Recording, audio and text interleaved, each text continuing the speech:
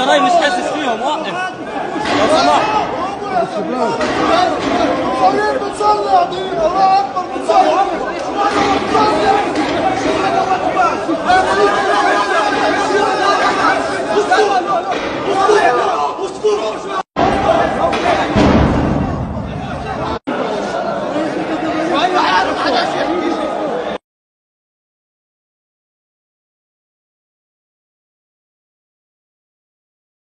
Mereka invisible hand Zionis Yahudi. Mereka punya agenda besar. Nggak boleh ada yang menghalangi agenda besar ini. Namun agenda besar ini sudah dibuka terang-terangan oleh Donald Trump. Inilah agenda besar. Inilah final dari Zionisme internasional. Berdirinya sinagoga Yahudi di atas Masjidil Aqsa. Ya, kan itu puncak gerakan Zionis.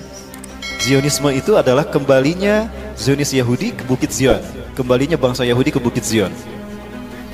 Ya, kenapa harus ke Bukit Zion? Karena the God who's waited, Tuhan yang mereka tunggu-tunggu akan segera turun di Bukit Zion. Karena milenium ketiga ini harusnya singgasana Tuhan berdiri bagi mereka di tanah Syam, Palestina. Tapi sampai sekarang sudah 300 terowongan dibuat. Gempa sudah diuji cobakan, kok nggak hancur-hancur tuh Masjidil Aqsa? Mereka tidak tahu kalau Masjidil Aqsa ini dihalangi, dijaga oleh para malaikat. Nah, ini endingnya. Nah, agar dunia tidak konsen ke sana, bikin ramai dengan urusan rumah tangga negara masing-masing. Ya, kasus pelecehan Al-Quran lah, penistaan Islam lah, penistaan ulama lah. Sekarang apa lagi? Pembunuhan para ulama. Ya. Saya ingin membahas apa yang dikemukakan oleh Donald Trump. Therefore, I have determined that it is time to officially recognize Jerusalem as the capital of Israel. While previous presidents have made this a major campaign promise, they failed to deliver. Today, I am delivering. I've judged this course of action to be in the best interests of the United States of America and the pursuit of peace between Israel and the Palestinians. This is a long overdue step to advance the peace process and to work towards a lasting agreement. Israel is a sovereign nation with the right, like every other sovereign nation, to determine its own capital. Acknowledging this is a fact is a necessary condition for achieving peace. Inilah arti dari pernyataan Donald Trump. Hikmah yang bisa kita petik, makna yang dikandung dari tersirat pernyataan Donald Trump tadi. Today I recognize that the Jerusalem is the capital of Israel. Maksudnya memberikan izin kepada Benyamin Netanyahu untuk mewujudkan segera apa yang menjadi cita-citanya. Ya, ini cita-citanya Bapak Ibu.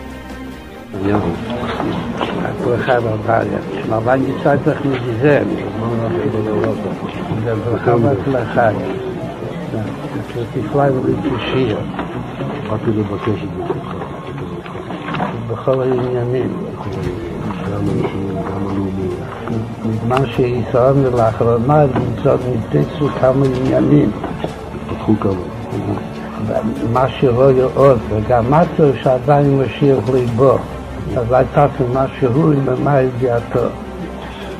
ועושים. הכנראה שהיא מספיק, כאילו שהיום כבר שוד, כמה שוד בגיל עדיין ליבו, אבל יש עוד כמה שוד, קצרות, אז יש להשתדל גם היום, בבשורות טובות. יש שמחה וטוב ליבו. Sudah banyak kemajuan yang kamu lakukan Benyamin Netanyahu, maka kami pilih lagi jadi Perdana Menteri Israel. Padahal dulu sudah menjadi PM Israel dua periode.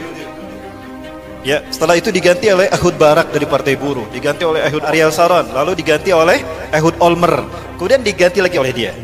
Di antara Perdana Menteri Israel yang progresnya bagus untuk mendirikan singgasana Yahudi, singgasana Tuhan ini Benyamin Netanyahu. Dia bertemu dengan pimpinan Rabi Yahudi Zionis Ashkenazim.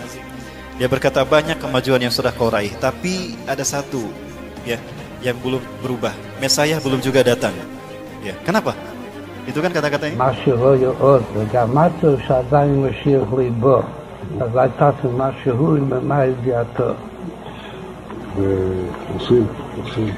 Bapak Ibu yang dirahmati Allah, Zionis Yahudi punya ambisi untuk menguasai dunia. Ini sering saya sampaikan, The Jericho Project, program yang pernah ternyata diakui oleh seorang misionaris di Indonesia. Saat itu dia terang-terangan, setelah masuk Islam, kita tablik akbir bersama di Sumedang. Beliau menyampaikan, Ustadz, apa yang Ustadz sampaikan betul. Itu rahasia kami sebetulnya. Saya dapatkan ini dari buku-buku Yahudi, diantaranya Desain Yahudi atau Kehendak Tuhan, Max E. Diamond.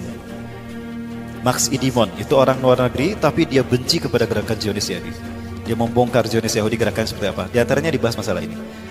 Masehi tidak lebih dari 3.000 tahun. 3.000 tahun ini mereka bagi menjadi 3 milenium, 1 milenium, artinya 1.000 tahun.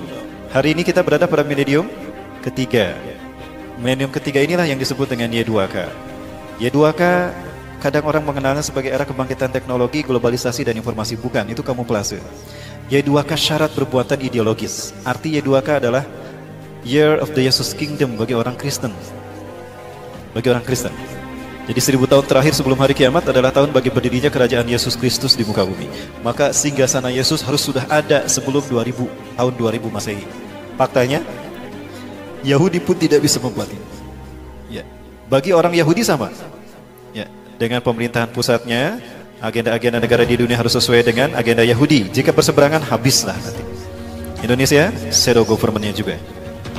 Inilah Y2K bagi orang Yahudi. Di mana mereka akan mendirikan singgasana Tuhan mereka? Di mana lagi kalau bukan di Palestina, di Yerusalem.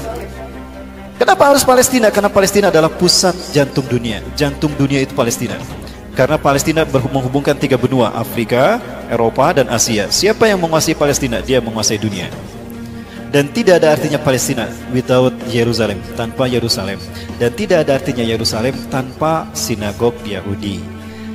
Di mana sinagog Yahudi ingin mereka bangun? Di atas Masjidil Aqsa, kiblat kita yang pertama. Ingat Bapak sekalian, ini kiblat kita yang pertama. Rasulullah sebelum menghadap ke Mekah, ketika masih berada di Madinah, setelah Isra Mi'raj, Rasulullah SAW menghadap ke sini 16-17 bulan. Setelah turun surat Al-Baqarah 144 menghadap ke Masjidil Haram. Ya, masjid ini menjadi masjid pertama digunakan sholat asar menghadap ke Ka'bah. Tadinya kemana we para sahabat, kaum muslimin yang ada di Palestina sholatnya? Ayo nupa tonggong-tonggong, nupa harup-harup. Ya, ada. Karena kiblatnya, kita mau sholat di situ kemana aja nggak apa-apa. Tapi setelah turunnya surat Al-Baqarah 144 semuanya menghadap ke Ka'bah. Apa yang terjadi? Pernyataan Donald Trump ini artinya memberikan izin kepada Yahudi untuk menghancurkan masjid ini dan mereka ganti dengan sinagog Yahudi. Ini nanti yang akan berdiri, dan ini kesepakatan yang antara Yahudi dengan Amerika bahwa sinagog yang akan dibangun seperti ini. Mereka akan bersambung menyambut Tuhan mereka, Mesayah atau Al-Masih, teman-teman sekalian. Kalau ini terjadi dan kita masih hidup, malulah kita di hadapan Allah. Kita mayoritas tidak bisa melindungi kiblat kita yang pertama. Ya, lebih baik kita sudah syahid ketika ini terjadi. Namun apa yang terjadi teman sekalian? Insya Allah mimpi Yahudi ini tidak akan terjadi. Bapak Ibu yang dirahmati Allah, tahun 1947 PBB memutuskan membagi dua Palestina, 56% bagi Israel, 44% bagi Palestina. Maka Palestina yang tadinya mayoritas dikuasai kaum muslimin berubah menjadi dikuasai Israel, Bapak Ibu. Nah, ini Palestina di tahun 1946, yang warna hijau ini kaum muslimin, yang warna putih ini adalah Israel, Yahudi. Tidak lebih dari 8,5%. Maka 1 tahun setelah PBB menyatakan kalau Palestina dibagi dua untuk Israel dan kaum muslimin, maka warna putih ini Israel. Setiap bulannya 1.000 sampai 5.000 orang Yahudi diungsikan setiap bulan ke Palestina. Terjadilah okupasi, perampasan wilayah. Kaum muslimin yang mempertahankan rumahnya dibantai, disiksa. Habislah para muslimin. Ya, dan hari ini bisa kita lihat Israel menguasai Palestina. Dari 12 provinsi di tanah Palestina, tinggal 1 provinsi yang belum dikuasai mereka, Gaza.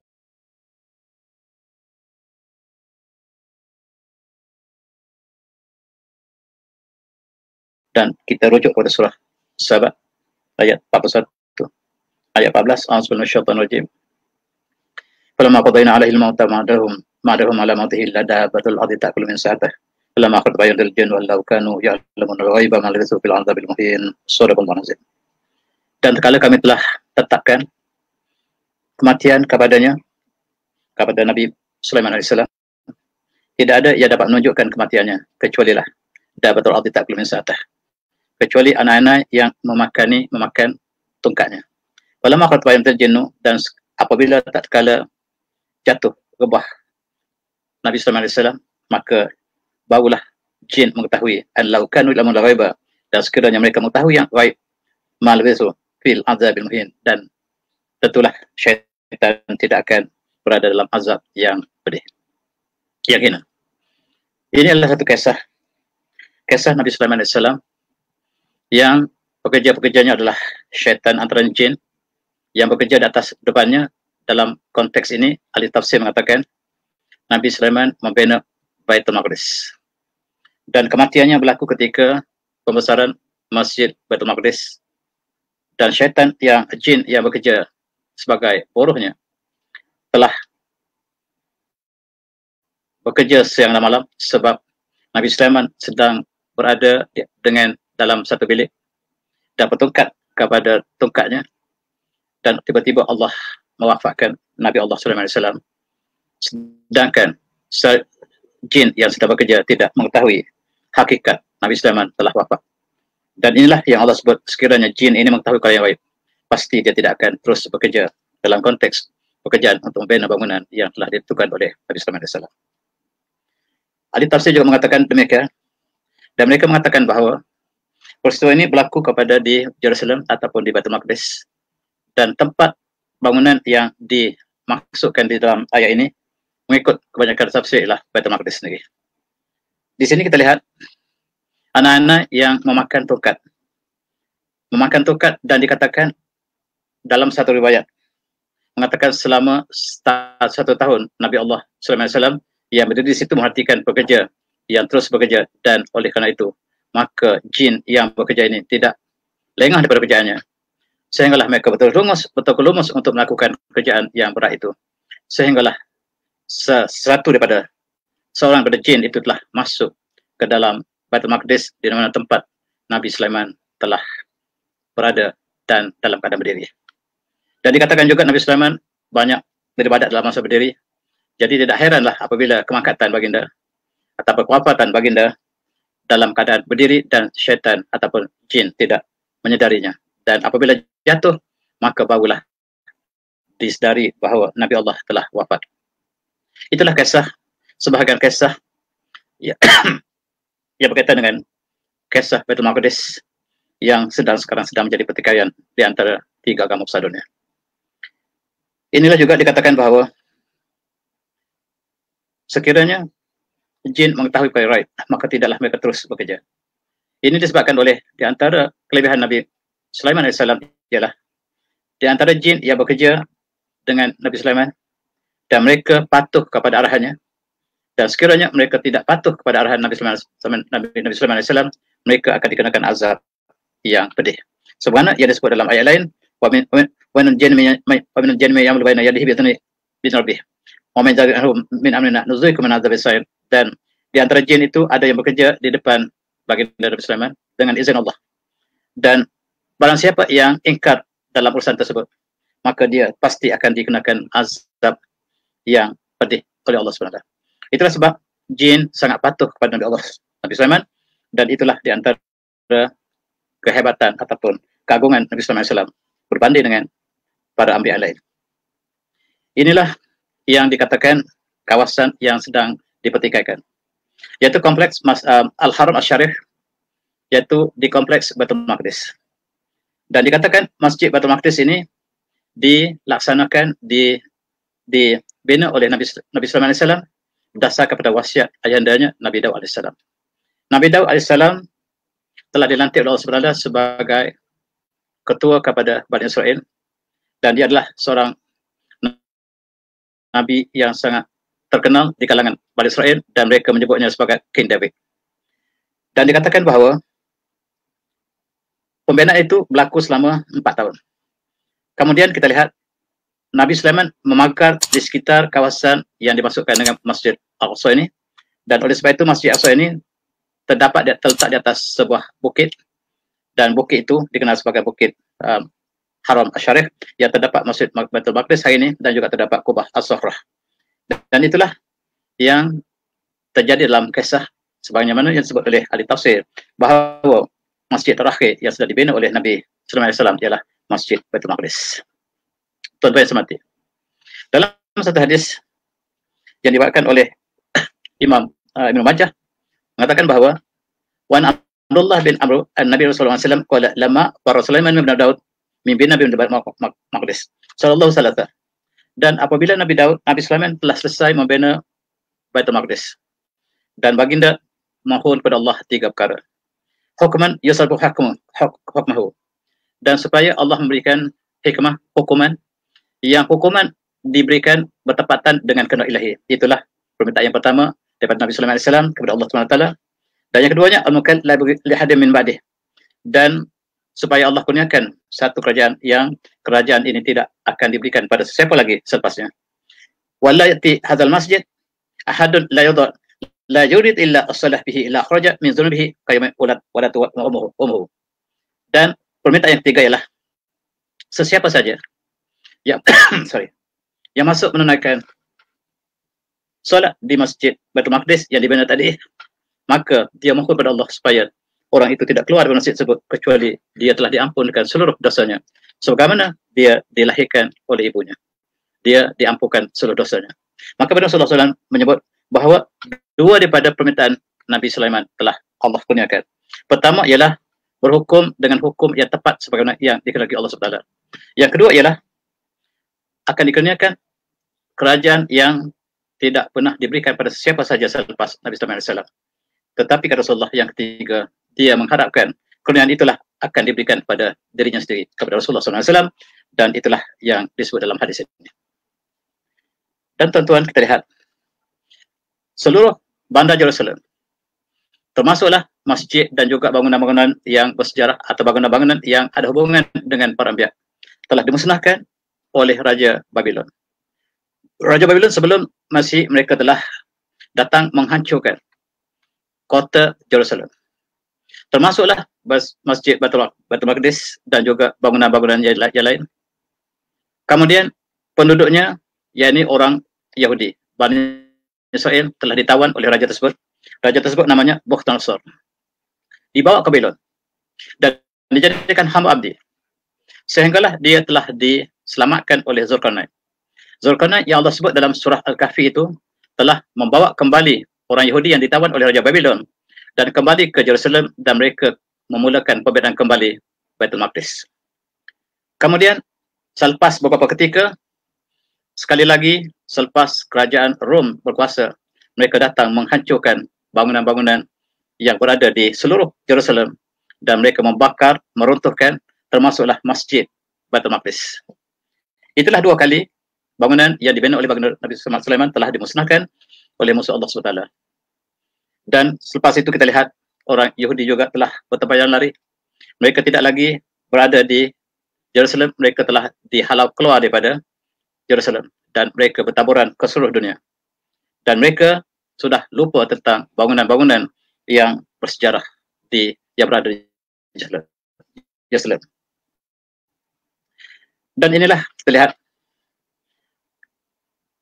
mereka menjangkakan bahawa selepas mereka kembali selepas tahun 1948, apabila Palestin telah diambil alih oleh Yahudi, maka mereka menjangkakan bahawa mereka akan membina kembali bangunan-bangunan yang telah musnah.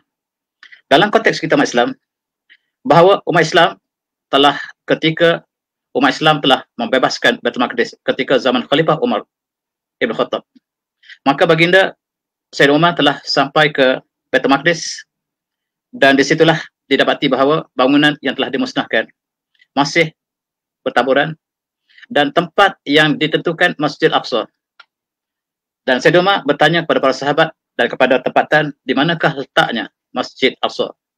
Dan apabila diberitahu bahawa itulah tempat yang asalnya tempat Masjid Aqsa, maka Sayyidina Umar menandakan tempat tersebut, dan disitulah tempat Masjid Aqsa moden hari ini dibina. Dan ketika itu kita lihat tempat yang ditanda oleh Sayyidina Umar ini merupakan tempat yang telah dibuang kotoran ataupun sampah oleh pemerintah yang daripada orang Nasara ketika itu. Orang Kristian, tuan-tuan yang saya hormati, mereka memusuhi orang Yahudi. Dan mereka mengatakan bahawa kawasan Masjidil Aqsa itu ialah kawasan Yahudi. Lalu mereka membuang sampah, dan kawasan itulah yang kemudiannya digunakan ataupun ditentukan oleh Sayyidina Umar untuk membina masjid yang disebut sebagai Masjid Aqsa. Sedangkan Masjid Aqsa itu tempatnya telah dibina sejak pada zaman berzaman oleh para anbiya, termasuklah oleh Nabi Sallallahu Alaihi Wasallam. Bahkan sebelum itu dikatakan dibina oleh Nabi Ibrahim AS. Bahkan sebelum itu dikatakan juga telah dibina oleh Nabi Adam AS. Itulah sejarah Masjid Aqsa yang kemudiannya dibina kembali ketika zaman Umayyah. Kerajaan Umayyah telah membina Masjid Baitul Maqdis ini ataupun Masjid Aqsa ini sebagaimana yang ada sekarang. Itu telah dibina ketika zaman kerajaan Umayyah. Dan walaupun dibaiki ataupun diperbesarkan sedikit, maka dia kekal di atas tapak yang sama yang telah ditentukan oleh Sayyidina Umar ketika pembukaan Al-Quds ketika pemerintahan Sayyidina Umar. Dan inilah bentuk Masjid Aqsa yang dibina di atas kompleks Masjid Aqsa. Kemudian dibina juga oleh kerajaan Umayyah yang disebut sebagai Quba Sukhrah ataupun Dome of the Rocks yang berada bertentangan dengan Masjid Aqsa yang bangunan yang ada sekarang. Itulah di antara kawasan yang meliputi 14,000 meter persegi yang dikatakan sebagai Masjid Aqsa. Seluruh kawasan ini ialah kompleks Masjid Aqsa. Tapi Masjid Aqsa yang ditentukan oleh Sayyidina Umar ialah Masjid Aqsa yang berada di hujung gambar ini, bertangan dengan Quba Sukhrah yang berada di hujung, tetapi keseluruhannya ini berada di atas bukit yang dipanggil Bukit Masjid Aqsa, dan orang Yahudi memanggilnya sebagai Bukit Temple of Solomon. Dan itulah perbezaan antara kita dengan mereka. Kemudian Masjid Aqsa ini telah diperbaiki lagi oleh ketika kerajaan Mamluk yang memerintah di Mesir dan Syria, dan masjid ini semakin lama semakin membesar dan semakin moden, dibina oleh pemerintah-pemerintah Islam yang datang selepas itu selama ratusan tahun sehinggalah diambil alih oleh orang Yahudi. Tuan-tuan, kita lihat. Masjid Aqsa berada di bawah kerajaan Osmaniyah, kerajaan Islam terakhir selama ratusan tahun, dan dikalahkan kerajaan Osmaniyah. Kerajaan Osmaniyah dikalahkan dalam Perang Dunia Pertama oleh pasukan Ahzab modern yang dipimpin oleh British, Perancis, Amerika, dan seluruh gabungan Ahzab modern ini telah mengalahkan Osmaniyah, dan akhirnya kita lihat nasib Masjidil Aqsa pun terikut dalam kancah politik, dan Osmaniyah telah dijatuhkan. Maka seluruh tanah kawasan yang di bawah naungan Osmaniyah telah diambil balik oleh British, Perancis, dan sekutunya. Dan inilah kita lihat satu sejarah malang. Pada tahun 1917 dalam Perang Dunia Pertama, kita lihat Palestin telah jatuh ke tangan Berikat, dan kita lihat pemimpin Islam di Jerusalem dan Datuk Bandarnya telah mengangkat bendera putih menunjukkan bahawa kami Islam telah kalah. Kami kalah kepada tentera Berikat, dan sekarang terserahlah pada tentera Berikat untuk lakukan apa kepada Palestin. Dan juga yang paling penting ialah Jerusalem dan Masjid Aqsa yang berada di situ. Dan kita lihat British melantik seorang Yahudi bernama Herbert Sumner. Dia adalah warga British yang telah ditugaskan untuk menjadi sebagai pegawai tertinggi British yang akan mengendalikan kawasan Masjid Aqsa, Jerusalem, dan juga Palestin seluruhnya, untuk persediaan untuk diserahkan kepada orang Yahudi. Ketika itu kita lihat England dikuasai oleh orang Yahudi. Pemuka-pemuka bangsawan mereka ataupun tokoh ekonomi mereka menguasai kerajaan British. Dan oleh sebab itu peperangan yang dilancarkan oleh British kebanyakannya dibiayai oleh Yahudi. Maka penalukan yang dilakukan oleh British maksudnya penarikan yang dilakukan oleh Yahudi. Dalam konteks ini kita lihat pegawai ini telah dilantik untuk sebagai permulaan kepada pendudukan Yahudi di bumi Palestin dan khususnya di kawasan Jerusalem. Tuan-tuan yang saya hormati, kita lihat Churchill yang telah membunuh begitu ramai penduduk dunia. Dikatakan 21 juta umat dunia telah dibunuh oleh Churchill dan tenteranya. Telah mengeluarkan Kertas Putih yang mengatakan bahawa pentadbiran baru kepada Palestin seluruhnya sebagai tanah jajahan British yang bakal diserahkan kepada Yahudi. Dan inilah tuan-tuan nasib yang berlaku kepada tanah suci ataupun bumi suci Masjid Al-Aqsa yang kemudiannya terus dipengaruhi oleh politik yang dimainkan oleh British, Perancis dan juga Yahudi. Ketika kerajaan Islam Osmaniyah telah kalah di Palestin, ketika itu taburan penduduk di Palestin seluruhnya sebahagian besar adalah majoriti 89% ialah umat Islam Palestin. Dan hanya 11% orang Yahudi yang hidup, seaki-baki mereka hidup dalam keadaan tenteram di bawah kerajaan Osmaniyah. Tetapi apabila kerajaan Osmaniyah telah jatuh, maka perkara yang sebaliknya berlaku. Kita lihat apabila mereka sampai ke Jerusalem, mereka mendakwa bahawa Masjid Al-Aqsa yang dibina oleh umat Islam itu ialah tapak yang mereka sebut sebagai Temple of Solomon ataupun Haikal Sulaiman yang kita menjadi tajuk pada perbincangan hari ini. Mereka mendakwa bahawa haikal yang dibina oleh Nabi Sulaiman AS, mereka mengatakan ini bukan Masjid Al-Aqsa tetapi bangunan lain. Bangunan yang sangat mega yang terletak di kawasan yang mereka sebut sebagai Mount Temple ataupun Bukit Temple atau Bukit Haikal ini. Dan mereka cuba memberikan bukti-bukti dan mereka mengatakan bahawa bangunan itulah yang telah dimusnahkan oleh Raja Bukhnasar dan juga Raja Rom, dan mereka sekarang ingin mengembalikan bangunan tersebut sebagai identiti kepada masyarakat Yahudi. Dan mereka mengatakan bahawa bangunan ini memenuhi seluruh kawasan bukit ataupun kawasan Al-Haram Masjid Al-Aqsa itu ataupun Al-Haram Asy-Syarif yang terletaknya Kubah ataupun Kubah As-Sahrah dan juga terletaknya Masjid Al-Aqsa ini ialah kawasan yang pernah menjadi tempat yang dibina oleh Nabi Sulaiman yang disebut sebagai Solomon Temple Solomon Temple ataupun Temple of Solomon. Tuan-tuan, di sinilah kita lihat dakwaan mereka diasaskan kepada kitab suci mereka, dan ini mereka telah dimusnahkan oleh dua raja tadi. Yang pertamanya ialah Bukhnasar dibina kembali, dimusnahkan oleh Raja Rom. Sekarang mereka sedang bersedia untuk membina kali ketiga. Dan umat Islam membina Masjid Al-Aqsa yang dibina oleh Nabi Sulaiman yang telah musnah di tempat yang ditentukan oleh Sayyidina Umar. Dan sekarang dakwaan yang lain yang mengatakan bahawa Haikal Sulaiman pernah berada di situ, dan inilah yang mereka tuntut untuk membina Haikal Sulaiman kembali di atas tapak yang didirinya bangunan Masjid Al-Aqsa kita hari ini. Dan mereka sampai ke sini, mereka melukis raja kembali. Dan mereka mengatakan raja ini telah dilukis sejak berturut-turut, dan inilah dipanggilkan Temple Mount, dan mereka kita sebut sebagai Haram Asy-Syarif. Di situ tempat yang menjadi tempat suci umat Islam yang ketiga, kiblat umat Islam ketiga, telah diklaim bahawa itulah tempat Solomon Temple yang sekarang mereka sedang berjuang untuk menghapuskan bangunan-bangunan lain yang terdapat di atasnya. Inilah tuan-tuan, kita lihat sebagaimana yang disebut bahawa mereka mendakwa bahawa bangunan yang besar ini sangat besar, dibuat daripada logam yang sangat-sangat mahal, emas, dan mereka mengatakan 1,6 tan emas dibinakan sebagai komponen untuk membuat bangunan tersebut. Selain pada itu 16 tan silver ataupun perak, selain pada tembaga yang banyak, selain pada besi-besi yang banyak, bahkan kayu-kayu yang ditebang daripada Lebanon dibawa balik ke Palestin dan menjadi sebahagian komponen bangunan yang besar ini. Dan mereka mengatakan sebanyak 30,000 yang menebang pokok untuk membalik sebagai bahan bangunan di bangunan yang besar tadi.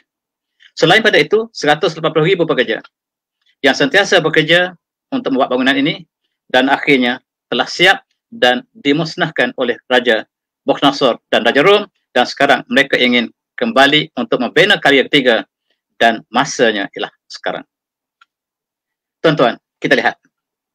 Selepas jatuhnya, apabila dimusnahkan oleh Raja Rom kawasan bangunan ataupun kota Jerusalem, maka Raja Rom yang bernama Konstantin telah datang dan membina gereja di tempat yang sama. Oleh sebab itu, gereja yang dinamakan Gereja Resurrection ini telah wujud sampai hari ini. Dibina pada tahun 313. Selepas orang Yahudi telah dikalahkan oleh Raja Rom, Raja Titus, maka Raja Konstantin datang dan membina gereja di situ. Dan itu sebab mereka mencari kawasan-kawasan yang pernah didirikan, tempat-tempat yang didirikan oleh orang Yahudi, dan mereka membuang sampah sebagai penghinaan kepada orang Yahudi. Ini dilakukan oleh Raja Konstantin. Dan orang Yahudi ketika itu telah lari ke seluruh pelosok dunia, termasuklah ke Semenanjung Arab, termasuklah ke Mesir, termasuklah ke Eropah, Rusia dan sebagainya. Mereka tidak ada negara lagi selepas mereka telah dikalahkan oleh Raja Rom, dan mereka telah lari ke seluruh dunia, dan sekarang mereka telah kembali semula ke Palestin, dan mereka mendakwa itulah yang bakal mereka akan dirikan di tempat yang sama. Akhirnya, negara Israel telah ditubuhkan. Negara yang menang dalam Perang Dunia Pertama, termasuk British, Perancis, Amerika, dan Rusia. Mereka berpakat memberikan ruang Palestin kepada bumi Yahudi ataupun Bani Israel, dan inilah yang kita sebut dalam kuliah yang banyak kali. Dan State of Israel is born. Maka apakah yang mereka lakukan?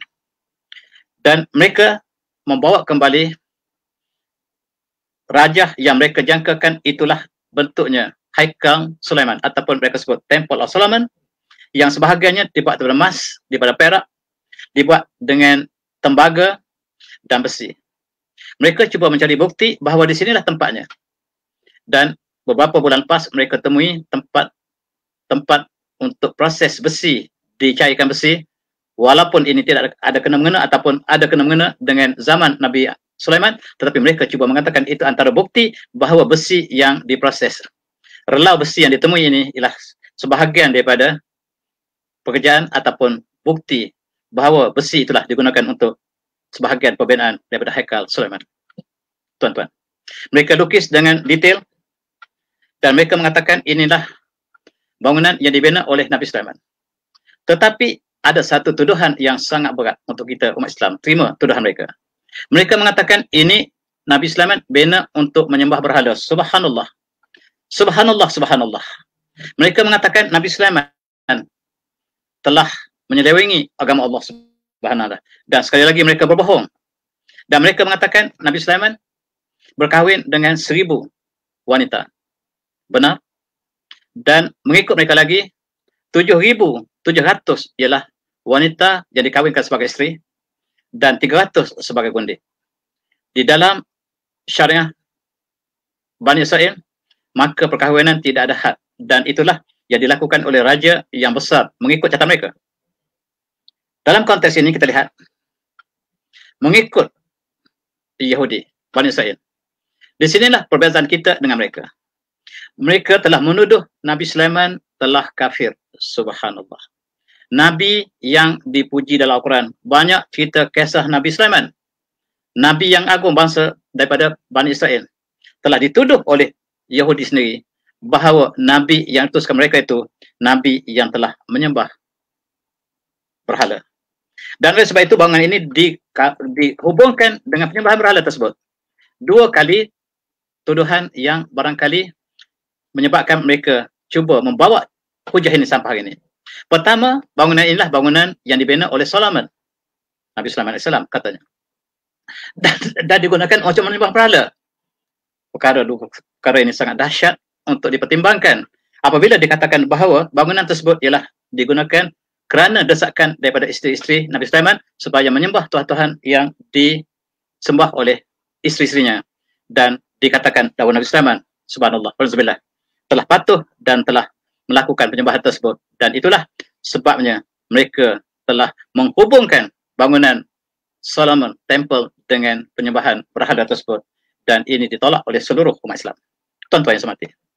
Dan di atas dakwaan yang bercanggah satu sama lain, Nabi Sulaiman diutuskan untuk membenarkan, untuk membetulkan akidah sebagaimana dibawa oleh baginda ataupun ayahandanya Nabi Daud AS dan seluruh para anbiya yang diutuskan kepada Bani Israel sejak daripada Nabi Musa AS, Nabi Yakub, dan sebelum lagi Nabi Ibrahim dan sebagainya. Dan oleh sebab itu kita lihat mereka telah mengada-ngadakan di dalam kitab mereka bahawa Nabi Sulaiman menyembah dan dialah tidak menyembah Allah SWT. Dan Allah telah mengatakan bahawa dalam surah Al-Baqarah, a'udzubillahi minasyaitonir rajim, wattaba'u ma tatlu syaitanu ala mulki Sulaiman wa ma kafara Sulaiman walakinna syaitana kafaru yu'allimuna an-nasa sirra ila akhirih. Dan mereka mengerti apa yang dibaca oleh syaitan. Mereka yang ikut syaitan ialah Bani Israel. Wa tamatul syaitan ala mulki Sulaiman, ketika pemerintahan Nabi Sulaiman, wa ma kafara Sulaiman, dan Nabi Sulaiman tidak kafir. Wa ma kafara Sulaiman walakinna syaitana kafaru, dan yang kafir ialah syaitan yang limun nas asir, dan mengajar manusia tentang sihir, dan sebahagian orang Yahudi mengamalkan sihir yang dibawa oleh syaitan.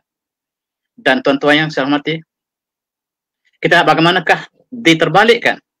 Mereka yang mengikuti syaitan, termasuklah kepada Harut dan Marut, mereka balikkan kepada Nabi Sulaiman AS, dan itulah yang dilakukan oleh mereka. Dan mereka menuduh bahawa bangunan ini dibina untuk tujuan tersebut.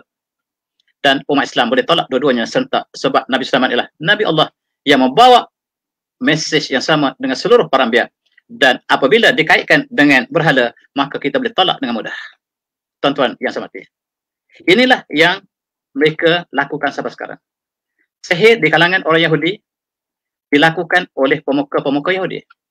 Mereka menyembah syaitan, sebagaimana yang Allah sebut. Dan sekarang kita lihat mereka perkenalkan dengan sihir-sihir yang dilakukan zaman ini. Dalam filem Harry Potter sengaja dilakukan oleh Yahudi untuk mengembangkan kembali sihir-sihir yang mereka warisi sejak daripada zaman Harut Marut, dan mereka kembangkan dalam zaman ini supaya ini sebahagian daripada ajaran mereka. Jadi siapakah sebenarnya yang disebut sebagai kafir tadi? Yang kafir ialah yang menentang Nabi Sulaiman AS. Dan mereka lah yang menyembah syaitan. Dan dalam konteks ini tuan-tuan, apabila mereka telah masuk ke dalam Palestin, pada tahun 1967, satu kawasan, satu peristiwa yang sangat besar. Sejak dapat 1948, mereka ingin merobohkan Masjid Al-Aqsa. Mereka ingin merobohkan Kubah ataupun Kubah Sorah ataupun Dome of the Rocks. Dan mereka tangguhkan dan mereka lakukan perlahan ketika perang Israel Arab 1967. Seluruh negara Arab dikalahkan oleh Israel. Israel yang kecil ini mengalahkan seluruh negara Arab, gabungan negara Arab, dan mereka telah menguasai Masjid Al-Aqsa. Dan sekarang masanya untuk meletup Masjid Al-Aqsa dengan dakwaan bahawa di situ adalah tempat yang dibina sebagai Temple of Solomon. Dan yang masuk di situ adalah general-general yang termuka Yahudi, antaranya General Goren, General Uzi, dan Moshe Dayan. Moshe Dayan tidak menjadi general ketika itu, tetapi dia pemimpin tentera. Mereka sudah masuk ke Masjid Al-Aqsa dan mereka naik ke atas Dome of the Rocks dan mereka telah letakkan bendera. Sekarang masanya kita letupkan Masjid Al-Aqsa. Kita letupkan Dome of the Rocks, sebab mereka mengatakan, sekali mereka mengatakan di bawah Masjid Al-Aqsa, bangunan Solomon Temple. Sekali mereka mengatakan di bawah Dome of the Rocks. Mereka tidak tetap. Mereka hanyalah meraba-raba dalam konteks ini, bahkan apakah wujud asalnya itu pun dipersoalkan. Dan oleh sebab itu, maka mereka telah berpakat untuk meletup Masjid Al-Aqsa dan juga Dome of the Rocks. Takdir ilahi. Mereka tidak bersepakat. Moshe Dayan mengatakan, jangan, kita boleh letup bila-bila. Sekarang hari ini, kita jangan letup lagi. Dan di atas Dome of the Rocks ini, bendera Yahudi yang kita pacak, kita jatuhkan kembali. Ini kata-kata Moshe Dayan yang sangat jahat terhadap Islam. Tetapi kenapa hari itu dia jadi baik? Wallahualam.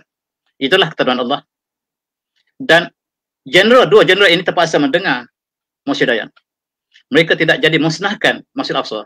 Mereka tidak jadi musnahkan Dome of the Rocks. Sebab kata-kata yang tidak sepakat dengan mereka. Mereka bercanggah pandangan. Moshe Dayan ada pandangan lain dan barangkali dia mengharapkan sesuatu di negara Arab supaya tidak terus dilakukan pemusnahan total ke atas kedua masjid tadi, ke atas sebuah bangunan tersebut. Mereka sudah bersedia. Mereka bertelingkah, kenapakah kita tidak lakukan sekarang? Kalau tidak sekarang, bilakah kita akan lakukan untuk menghancurkan kedua bangunan ini, Masjid Al-Aqsa dan juga Dome of the Rocks? Dan takdir ilahi masih kekal sampai ini. Dan sekarang, apabila negara Israel berperang dengan Yahudi, dan Yahudi yang menang, Yahudi melakukan berbagai-bagai kezaliman ke atas umat Islam Palestin, maka dibawa ke bangsa bersatu. Dan inilah tuan-tuan pemandangan di bangsa bersatu. Mereka condemn Palestin, mereka condemn Yahudi, tetapi mereka tidak melakukan apa-apa untuk Palestin. Inilah yang dilakukan oleh bangsa bersatu. Mereka bersempati, mereka mengeluarkan resolusi bahawa kita bersempati, tetapi Yahudi terus bermerajalela. Dan apakah yang dilakukan untuk umat Palestin? Kita lihat mereka hanya bersimpati dan Yahudi terus melakukan kezaliman demi kezaliman. Pada tahun 1973, Perdana Menteri mereka ketika itu ialah Golda Meir, seorang wanita, telah membakar sekali lagi. Apabila Mossi Dayan tidak berjaya telah menghalang pembakaran pada tahun 1967, maka mereka lakukan sekali lagi pada tahun 1973 dan mereka lakukan berkali-kali lagi. Tujuannya untuk musnahkan bangunan ini dengan tujuan untuk dijadikan tempat ini tempat yang mereka dakwa sebagai Solomon Temple. Kenapakah Solomon Temple ini menjadi sangat penting kepada orang Yahudi? Kita lihat insyaAllah kemudian. Dan tuan-tuan, dibakarnya Masjid Al-Aqsa sebab mereka ingin letupkan pada tahun 67, tapi mereka tangguhkan dan sekarang dilakukan oleh Golda Meir, Perdana Menteri Israel, perempuan yang sangat ganas. Dan dia mengatakan, indama akhrana al-Quds lam anim talatal lain wa ta'angatu an arab sati nazihin min kulli hadabin wa sabit nahwa Israel. Apa dia kata? Apabila kita bakar Masjid Al-Aqsa, sebenarnya kita nak tes kekuatan umat Islam. Malam itu saya juga gentar sedikit sebab saya jangkakan esoknya umat Islam akan bersatu, akan menghancurkan Israel. Tetapi sebenarnya indama bazal as-sabah alimtu wa yakuntu annana ama ummatin naimatin. Dan apabila saya sedar pagi esok tidak ada apa-apa yang berlaku, setenang-tenangnya tidak ada apa-apa tentera Islam yang datang menghancurkan Israel, maka tahulah saya, yakinlah saya bahawa umat Islam sedang tidur sekarang. Kita boleh lakukan apa saja, mereka tidur. Umat Islam ialah makhluk yang sedang tidur. Dan kita boleh lakukan apa sekarang? Sekarang saya sudah tes, saya membakar Masjid Aqsa yang mereka sayangi. Tetapi mereka tidak dapat melakukan apa-apa. Bahkan mereka saling bercakaran, bersalah pendapat dalam konteks untuk menghadapi Israel. Dan akhirnya negara Arab sebahagiannya berdamai dengan Israel. Sebagaimana disebut oleh Golda Meir, maka mereka menjangkakan bahawa umat Arab boleh dijinakkan dengan sejenak-jenaknya. Dan tuan-tuan yang saya hormati, mereka telah menubuhkan berbagai-bagai pertubuhan Yahudi, maksud saya, berbagai-bagai persatuan untuk mencari jalan untuk menghancurkan Masjid Al-Aqsa dan juga Dome Al-Aqsa. Mereka menubuhkan persatuan-persatuan, pembina-pembina, engineer-engineer yang di kalangan pakar-pakar Yahudi untuk mencari jalan untuk merosakkan bangunan yang berada di atas tapak yang mereka dakwa sebagai Mount ataupun Temple Mount ini. Dan oleh sebab itu pekerjaan ini dilakukan secara berterusan. Di antara pertubuhan yang sangat terkenal ialah Temple Trustee yang masih berjuang untuk merosakkan atau musnahkan bangunan-bangunan bersejarah umat Islam di atas tapak tersebut. Kita lihat bagaimanakah kedudukan tanah haram ini. Dan kita lihat inilah terbaginya Jerusalem kepada beberapa kawasan. Ketika umat Islam Utsmaniyah, ada kawasan umat Islam, ada kawasan Yahudi, ada kawasan Kristian. Mereka hidup dengan aman tenteram di bawah Utsmaniyah, tetapi sekarang Utsmaniyah telah jatuh. Dan Palestin telah jatuh ke tangan Yahudi dan juga tentera Ahzab moden. Dan sekarang mereka merancang apa yang kita sebutkan tadi. Mereka mendakwa bahawa pagar yang berada di sebelah western, sebelah timur ini ialah kawasan yang sebahagian daripada kawasan yang asal. Dan kawasan western ini, kawasan barat ini maksud saya, bukan timur. Maksud barat tadi, mereka mengatakan itulah sebahagian daripada binaan Solomon Temple. Dan mereka mendakwa itulah kawasan yang telah ditentukan sebagai sempadan kepada Solomon Temple, dan Solomon Temple ini pasti ada di bawah bangunan bukit tersebut. Dan mereka sekarang menjadikan sebagai pegangan mereka bahawa dinding yang menjadi pagar kepada tanah suci ini, mereka mengatakan itulah sebagai dinding kepada Solomon Temple. Dan tuan-tuan, mereka juga mengatakan bahawa itulah sebahagian daripada bangunan yang harus dipertahankan. Bermula dengan dinding ini, maka seluruh kawasan tersebut ialah kawasan Solomon Temple. Sekarang mereka nak justifikan bahawa Solomon Temple benar-benar berada di situ. Dan sekarang mereka menjadikan dinding tersebut sebagai tempat ibadat mereka. Yang mereka sebut sebagai Wailing Wall, tempat mereka menangis, meratap sebab mereka melakukan kesalahan-kesalahan kepada para rakyat mereka, dan mereka pergi bertaubat di situ, dan mereka jadikan sebagai dinding ini, dinding yang jadi sempadan kepada Baitul Maqdis, kawasan Baitul Maqdis ini sebagai tempat mereka beribadat. Dan perkara ini tidak pernah berlaku dalam sejarah mereka. Dikatakan dalam sejarah, mereka mulakan menjadikan tempat ini sebagai tempat ibadat mereka hanya pada kurun 20. Barulah didapati bahawa dinding ini digunakan oleh Yahudi sebagai tempat meratap mereka. Bermula pada tahun 1901. Dan lebih jelas pada tahun 1939. Itu dilaporkan oleh seorang pengkaji, Dr. Maksud. Dr. Maksud ialah seorang profesor di Masjid Al-Azhar yang mengkaji tentang sejarah Baitul Maqdis. Dan dikatakan bahawa dinding ini didakwa sebagai dinding yang menjadi ibadat orang Yahudi hanyalah dalam kurun ke-20. Bukan sebelumnya. Dan oleh sebab itu mereka menentukan itulah sebagai simbol bahawa disitulah tempat bangunan Solomon Temple bakal didirikan. Dan sekarang mereka harus mencari bukti yang lebih jelas kepada dunia. Inilah yang mereka sebut sebagai sebahagian daripada dinding Solomon Temple, dan mereka menganggap bahawa tempat suci mereka. Di sana tempat mereka berdoa, mereka meratap, mereka bertaubat kononnya, dan mereka yang tidak sampai ke sini, mereka ambil surat, tulis surat, dan mereka letakkan dalam celah-celah batu di sini bahawa inilah doa mereka, dan mereka mengatakan di situlah doa yang paling mustajab. Mereka meletakkan surat-surat mereka yang dibawa seluruh dunia bahawa inilah doa mereka supaya dikembalikan bumi Israel, bumi Palestin ini kepada sebagai tempat bakal mereka dirikan sebagai tempat mereka, dan mereka letakkan kertas-kertas di situ sebagai doa-doa mereka supaya Tuhan makbulkan permintaan mereka. Kita lihat tidak kecuali walaupun orang Kristian mereka terpengaruh dengan Yahudi, termasuklah Presiden Donald Trump juga terus beribadat di dinding yang sama. Dia juga berdiri di situ dan beribadat mengikut cara Yahudi. Termasuklah juga orang Kristian lain seperti Prince William juga pernah datang ke situ dan beribadat pada tahun 2018. Tuan-tuan, Al-Kufar al-Mintawahidah.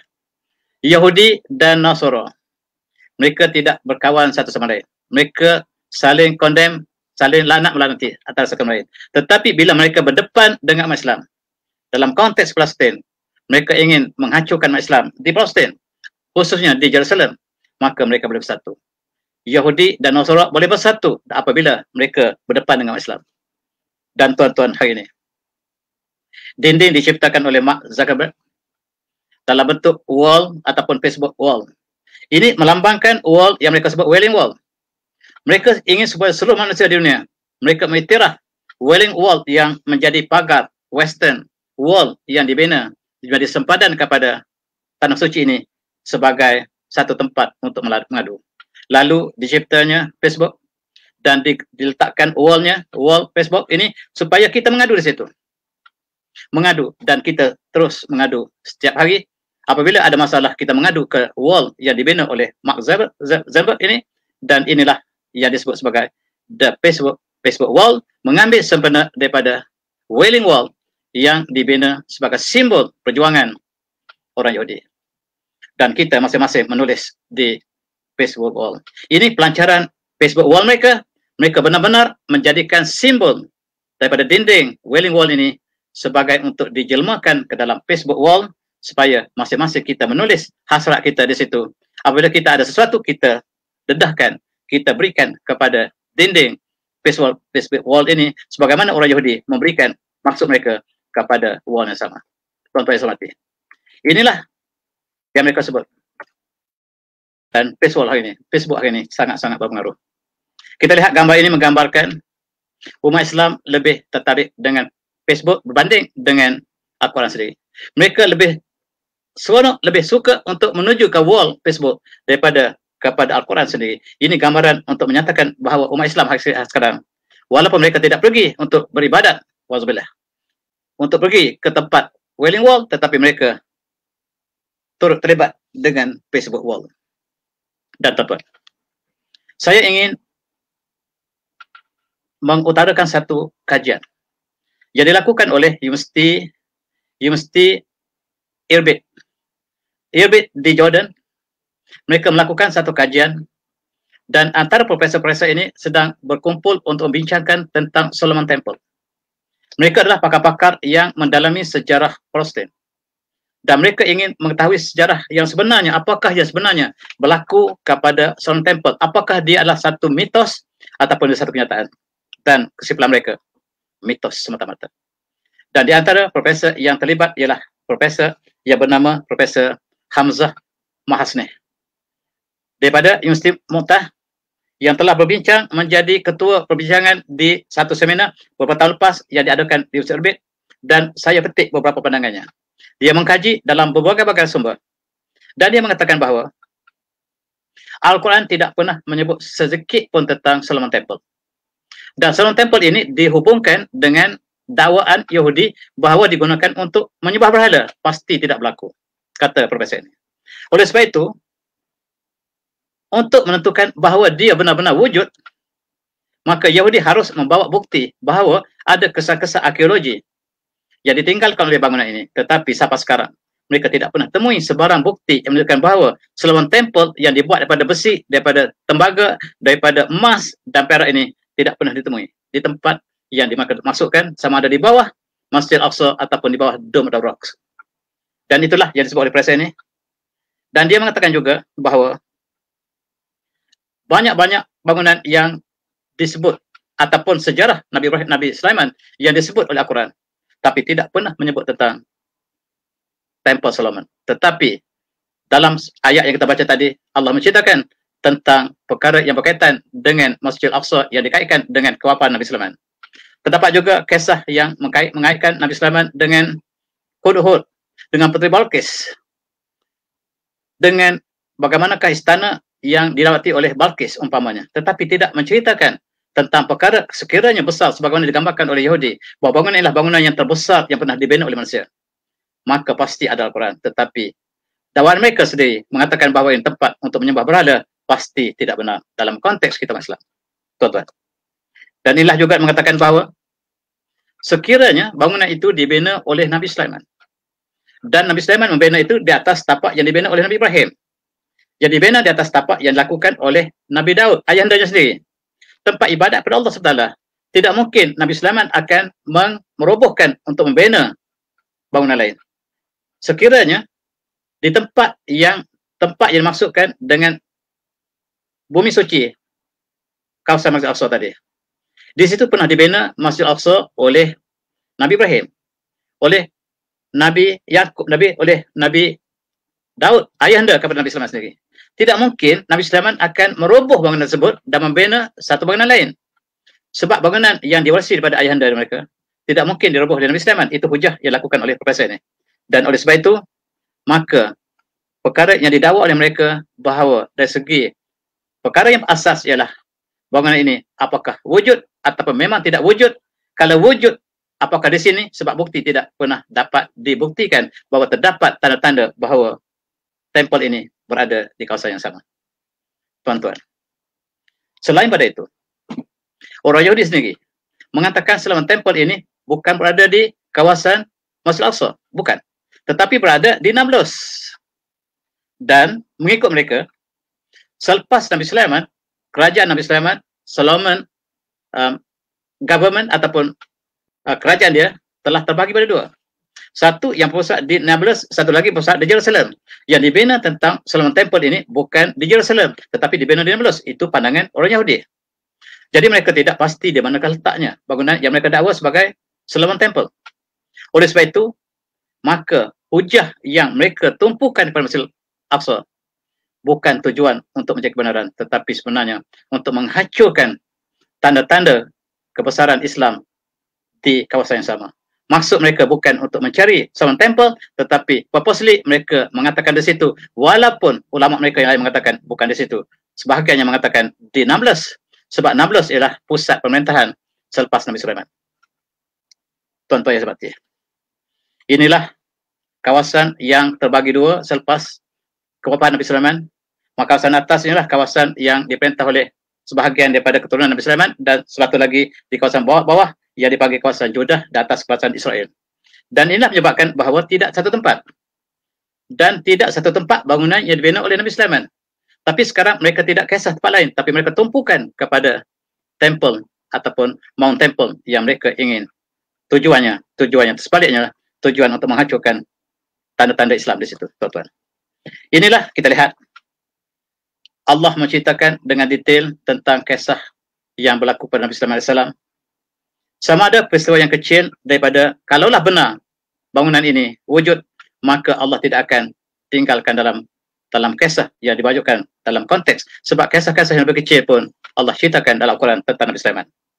Dan kita lihat bagaimanakah kisah Nabi Sulaiman dengan Balqis, umpamanya dalam surah 6, A'udzubillahi minasyaitonirrajim, qila hadhu lis-sarh, dan masuklah wanita itu ataupun Balqis itu ke dalam dewan istana Nabi Sulaiman.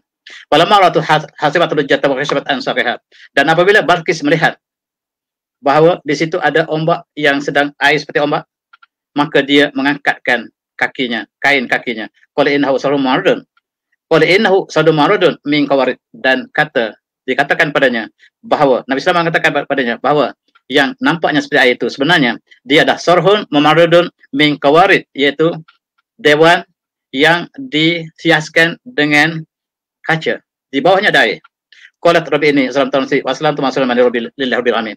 Kisah ini menceritakan bahawa Balqis menerima Islam dan sama-sama tunduk kepada Allah bersama Nabi Sulaiman, menunjukkan bahawa kisah-kisah ini diceritakan, dan kalaulah benar bahawa perkara itu wujud, pasti barangkali kita dapati ada dalam Al-Quran. Tetapi perkara itu dihubungkan dengan berhala, pasti tidak ada. Sebab mereka mendakwa Nabi Sulaiman menyembah berhala dan jauhi Allah, dan wanzubillah, perkara itu tidak benar sama sekali, dan di atas dakwaan palsu itulah mereka mengaitkan dengan bangunan tersebut. Sekarang kita lihat pengkaji-pengkaji, sama ada daripada orang Kristian ataupun orang Yahudi sendiri, mereka berpakat mengatakan bahawa tidak ada bukti sama sekali bahawa Solomon Temple pernah berada di kawasan Masjid Al-Aqsa. Tidak pernah ada. Bukti yang tidak ada, sama ada dari segi penulisan ataupun dari segi arkeologi, tidak pernah wujud. Bahkan ensiklopedia Baitul Maqdis mengatakan bahawa bangunan itu adalah sebagai mitos. Ini ensiklopedia yang dihasilkan oleh Yahudi. Mereka mengatakan bahawa tidak ada bangunan Solomon Temple di kawasan Masjid Al-Aqsa.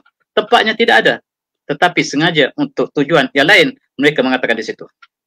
Dan tuan-tuan yang saya hormati, kita lihat bahawa mereka mengatakan bahawa tempat itu ialah di Samaria. Di 16 ada bangunan yang dibina oleh Nabi Sulaiman, tetapi bukan di Yerusalem. Dan inilah yang menjadi pertikaian pada mereka. Mereka tidak pasti di manakah kalaulah benar bangunan itu ada. Dan pasti bangunan itu bukan untuk tujuan berhala, tetapi tujuan ialah tujuan yang lain. Dan kita lihat, ini ialah bekas rektor Imam Al-Azhar.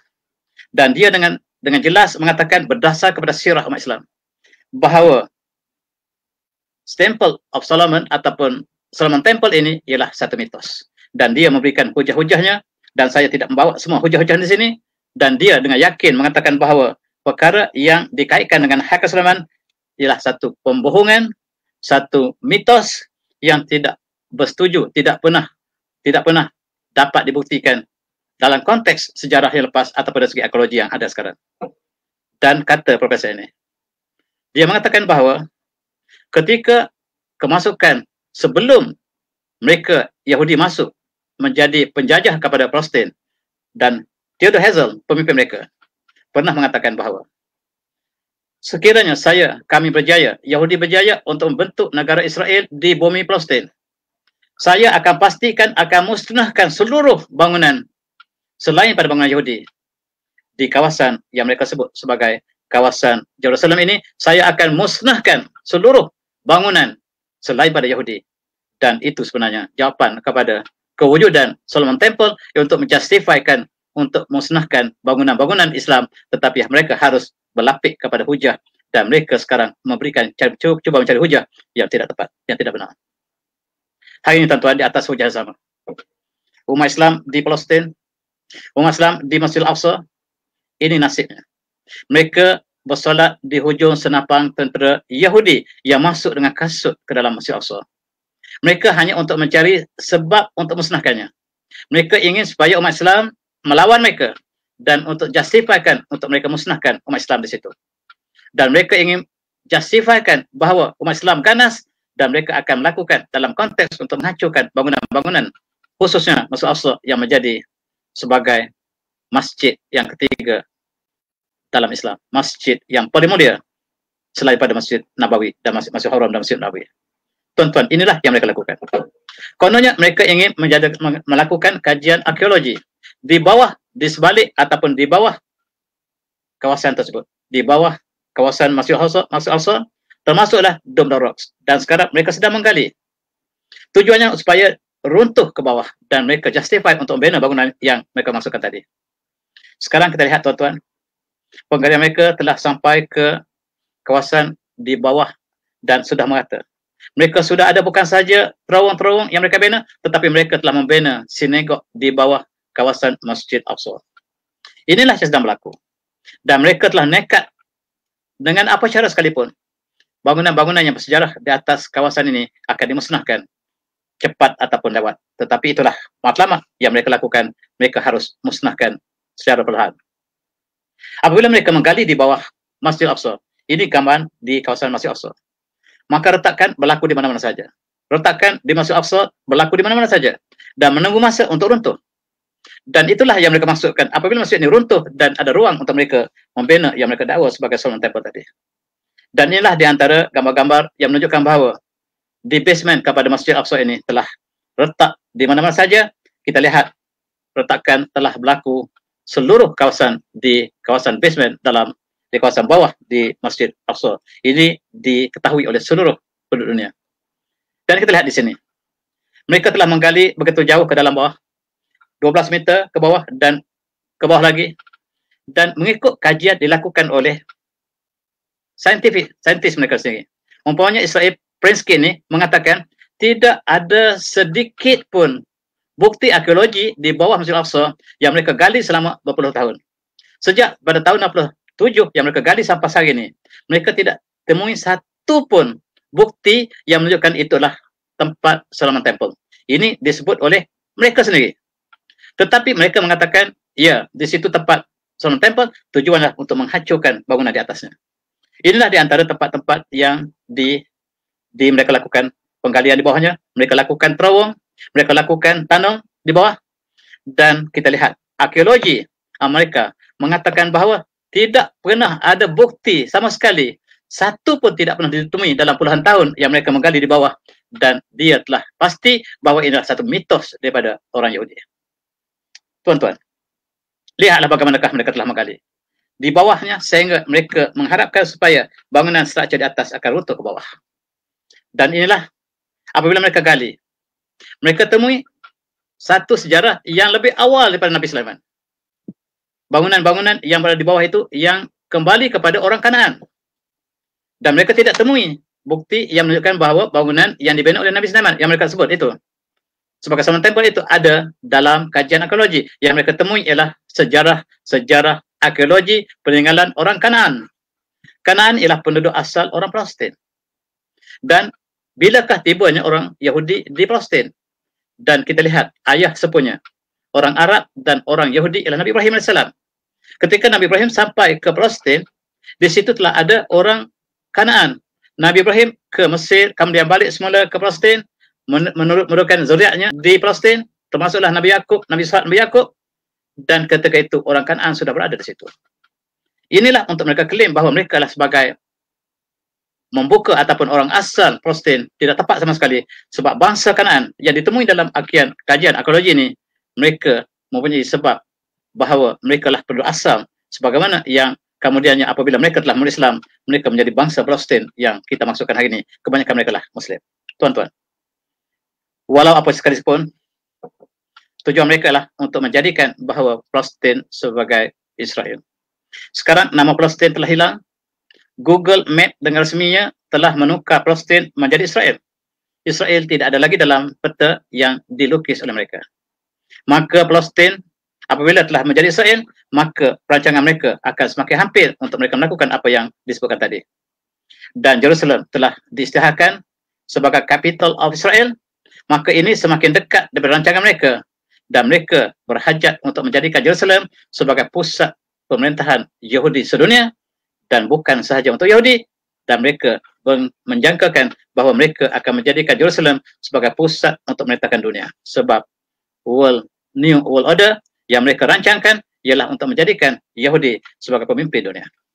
Tuan-tuan yang saya hormati, ini yang dilakukan apabila dikatakan Deal of Century yang selalu kita sebut, yang dibawa oleh Amerika umpamanya untuk menyatukan dan supaya Palestin, Gaza umpamanya mengiktiraf Israel dan Israel mengiktiraf Gaza umpamanya.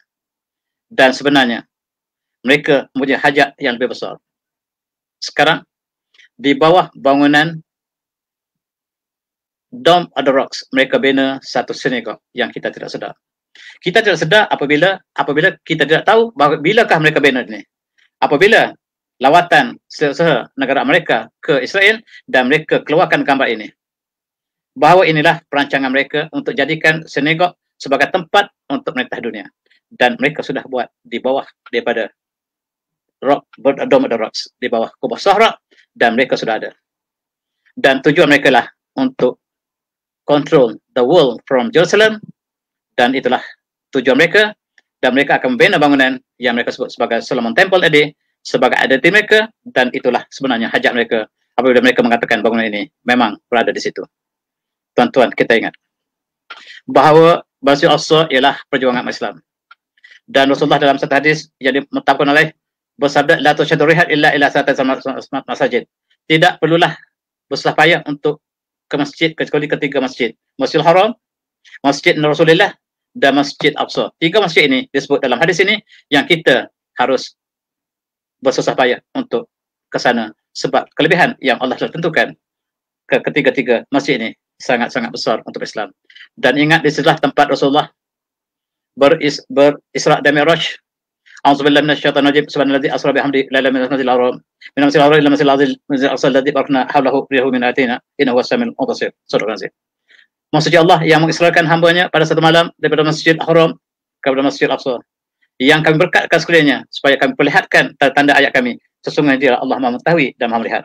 Dan dia adalah peristiwa-peristiwa yang dikaitkan dengan baginda Rasulullah. Di situlah kita lihat umat Islam telah berada selama 600 tahun, bahkan lebih.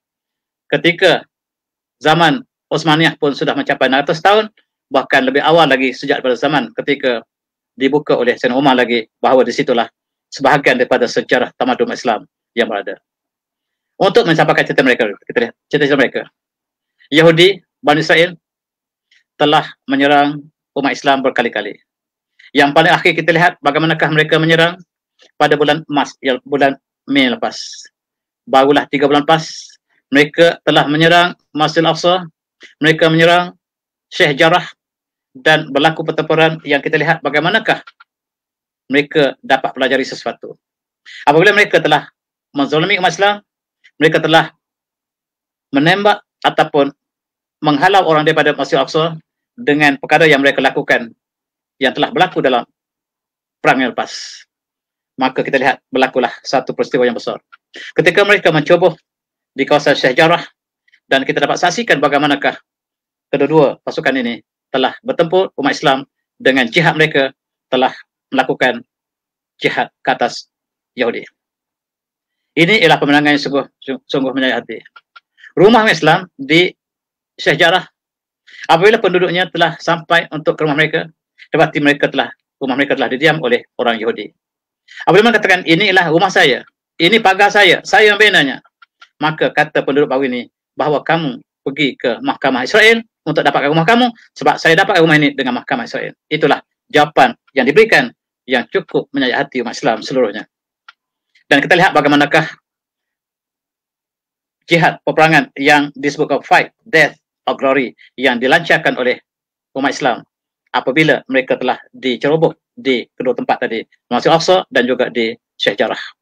Kita lihat bagaimanakah menyaksikan peperangan di antara ini umat Islam dengan jihad mereka, dan kita lihat bagaimanakah penduduk Gaza dibedil siang dan malam oleh Israel. Dan apakah keputusannya? Keputusannya, maka kita lihat umat Islam telah menguasai keadaan. Inilah yang tidak dilaporkan oleh berita. Dan apabila Israel minta perdamaian, maksudnya mereka telah kalah. Dan ini mereka tidak pernah akui, dan secara tidak sengaja diakui oleh akhbar mereka sendiri. Dan kita lihat apabila bangsa bersatu UN Security Council telah bersidang dan supaya diadakan gencatan senjata, maksudnya Israel telah kalah. Sekiranya Israel menang, maka tidak melakukan ini. Dan inilah yang disebut oleh mereka, dan umat Islam bersyukur, bersujud syukur dalam konteks untuk meneruskan mereka dalam perjuangan mereka. Dan tuan-tuan, dan Israel berada di Palestin. Itu tandanya antara tanda-tanda hari kiamat. Dan inilah yang kita baca dalam surah Isra, A'udzubillahi minasyaitonir rajim, wa kunna min ba'dihi li bani Israil uskunul ardh fa iza ja'u ula ji'na bikum lafifa. Dan banyak ayat-ayat menggambarkan perkara sama. Peperangan Islam dengan Yahudi akan berlaku, dan inilah di antara tanda, dan siapakah yang berjuang, siapakah yang menzalimi. Dan tuan-tuan, kita lihat. Ini satu catatan yang dicatatkan oleh seorang Yahudi. Dia mengatakan secara ringkasnya ialah, kita telah kalah teruk dalam peperangan menentang Gaza. Kita dibantu oleh seluruh negara besar. Kita kalah hanya dengan Gaza. Gaza hanya berjuang keserangan dan kita kalah. Bagaimanakah kita nak membentuk sebuah negara Israel Raya sedangkan untuk menghadapi Gaza pun kita tidak mampu. Kita boleh, bagaimanakah kita akan membentuk satu negara yang besar yang meliputi Mesir, yang meliputi Turki, yang meliputi Iraq, yang meliputi Saudi, yang meliputi Jordan, Syria, sedangkan dengan penduduk Gaza kita kalah berkali-kali, sedangkan kita ditolong oleh seluruh dunia. Ini disebut oleh seorang pemberita Yahudi. Tuan-tuan, mari kita berfikir bahawa perjuangan terus diteruskan, sama ada mereka yang bersama dengan pejuang yang sebenarnya, dan kita lihat bagaimanakah penduduk Palestin berjuang sendirian, sebab kebanyakan negara Arab tidak bersama mereka. Negara-negara Arab yang maju, yang kaya raya, bukan bersama dengan pejuang yang mempertahankan negara mereka dengan jihad dan air mata, darah dan air mata, tetapi kebanyakan negara Arab bersama dengan Yahudi. Tuan-tuan, inilah sebab kisah Solomon Temple. Kisah Solomon Temple yang membawa akibat yang cukup besar. Dakwaannya lah dakwaan yang dibuktikan tadi oleh seluruh intelektual sebagai satu dakwaan yang tidak ada asasnya untuk dikatakan bahawa bangunan ini terletak di bawah Masjidil Aqsa, tetapi dengan dakwah tersebut mereka telah menghancurkan sebahagian besar penduduk Islam di Palestin, dan tuan-tuan, sentiasa ada pejuangnya. Dan dalam satu hadis Rasulullah telah bersabda, la tazalu ta'atun min ummati zahirin alla al-haqq la yadhurhum man khadharhum hatta ya'ti amrullah wa hum kadzalik. Hadis yang diriwayatkan oleh muttafaqun alaih. Dan sentiasa wujud satu kumpulan pada umatku yang Allah berikan pertolongan, dan mereka berada di atas hak, dan tidak akan mendaratkan mereka siapa yang tidak menyokong mereka. Dan perkara ini terus berlaku sehinggalah Allah mendatangkan urusannya dan mereka terus berada dalam keadaan yang demikian. Itulah satu kumpulan. Apakah kumpulan tersebut? Wallahu alam, tetapi kita dapat menjangkakan yang sedang berjuang. Mereka adalah sebahagian daripada sifat daripada ini, sedangkan negara jiran mereka sedang bersama dengan musuh Allah. Dan mereka sentiasa berjuang. Mereka kumpulan sedikit, tetapi mereka dapat mengalahkan satu kuasa yang besar dalam peperangan terakhir yang kita sebut dalam peperangan yang mereka sebut sebagai peperangan bulan Mei yang lepas. Dan perjuangan ini ialah perjuangan antara benar dan hak. Dan di manakah kita umat Islam? Dan tujuan kita membincangkan tajuk ini ialah untuk kita perlihatkan bagaimanakah perjuangan ini, siapakah yang benar dan siapakah yang palsu. Mudah-mudahan dengan perbincangan ini kita mendapat satu renungan, saya dan tuan-tuan. Mudah-mudahan kita dapat berfikir siapakah yang benar dan siapakah yang harus kita menjadikan dia sebagai tauladan dalam perjuangan kita. Dan saya dengan ini minta maaf tuan-tuan. Mudah-mudahan kuliah saya ini tidak akan dipotong oleh Facebook sebab ada, ataupun oleh YouTube, sebab sebelum ini sudah ada beberapa kuliah saya yang telah dipadamkan dan terdapat beberapa peringatan kepada mereka.